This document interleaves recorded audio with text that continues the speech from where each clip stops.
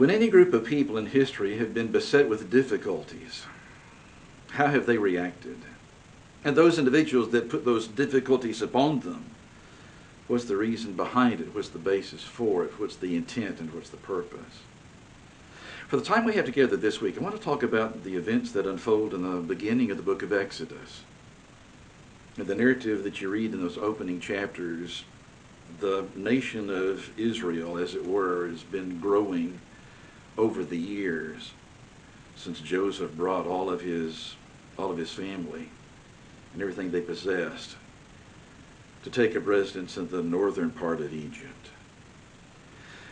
And the difficulties begin with an alienation that occurs, beginning in verse 6 of chapter 1 of Exodus. Joseph died, all his brothers died, and that whole generation died. But the children of Israel were fruitful and increased abundantly, multiplied and grew exceedingly mighty, and the land was filled with them. That doesn't go unnoticed. Verse number 8, there arose a new king over Egypt who did not know Joseph. And he said to his people, look, the people of the children of Israel are more and mightier than we. Let us deal shrewdly with them, lest they multiply, and it happen in the event of war that they also join our enemies and fight against us, and so go up out of the land. We've got a labor force around us. They don't have the military strength, as do we. The alienation, I'm going to forget what actually had taken place in the past and the benefit that Joseph had played toward the survival of Egypt. Instead of being thankful for that, I see these people as a threat. Continue to be kind of isolated from them. I'm not really actually associating with them and don't want anything to do with them, except we need to keep them in check. So in verse number 11, therefore they set taskmasters over them. We're going to put these people in bondage. We're going to make sure that the work that they accomplish is a work that we are in charge of. We are forcing that labor. We are determining what they do and what they don't do, what they have and what they don't have. We're going to break their spirit. That's one aspect of more that is involved in breaking their spirit. In fact, the rest of that verse says they afflicted them with burdens, so much so that the children of Israel were the labor force in building two cities that are mentioned, the city of Pithom and the city of Ramses.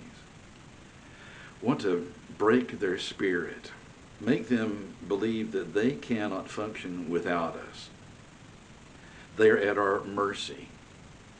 But more than break their spirit, there's got to be something else involved, because in verse number 12, the more they afflicted them, the more they multiplied and grew. The Egyptians are in dread of the children of Israel. The way that they continue to grow numerically is something that we're trying to break their spirit, but I don't know if that's all that's actually needed. So in the very next verses 13 and 14, let's actually break their strength. The Egyptians made the children of Israel serve with rigor, the way the New King James translates that word. The Hebrew word carries with the idea of severity and hardship. Let's make their work as severe and as hard for them as we possibly can. Let's make them actually work in very hard ways with mortar and brick and all manner of service in the field. We want them under our thumb.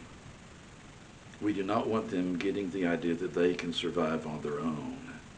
We want them looking to us for everything that sustains them.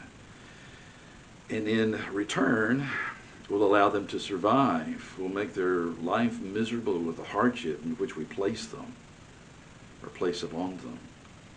We want to break their spirit. We want to break their strength. But even that's not enough. Beginning in verse number 12, when they're multiplying, that presents another aspect of the problem, and it's addressed in verses 15 all the way down through verse 22. We've got them in bondage. We've actually doing everything we can to break them where they will not endeavor to fight against us ever. But in verse 15, the king of Egypt spoke to the Hebrew midwives, and this is what he says in verse 16.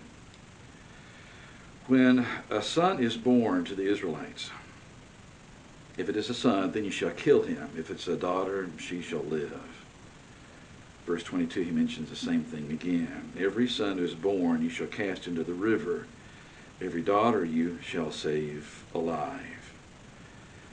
It's not just breaking their spirit. It's not just breaking their strength. We want to reduce and even remove any kind of future problem that they may present to us. We want to break them as a people.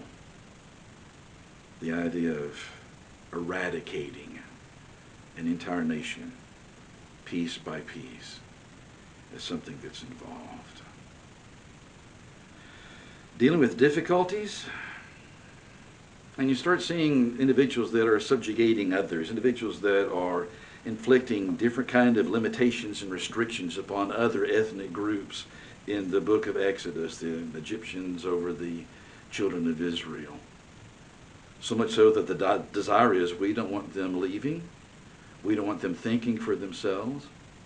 We really don't want them working for themselves. We've got to place all sorts of restrictions upon them. And we'll do what we can to actually minimize the numeric growth of that population.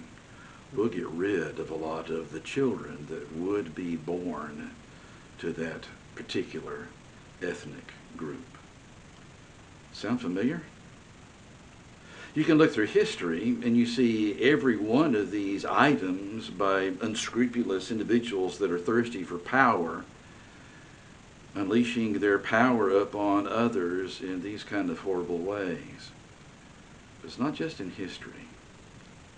Take a look around in the 20th century, and even in these first 2 decades of the 20th century. Do you really have to go further than our borders? Or is it just a matter of even looking at our history and seeing these same items, although they show up in different ways, but the principles are exactly the same. Pray for our nation. Lessons that should have been learned and should have been applied. Tyranny that should be a thing of the past rears its head once again because people have forgotten the past, and they are very much, in some very similar ways, repeating it. Exodus chapter 1. Interesting chapter. Please stay safe. We'll talk again soon.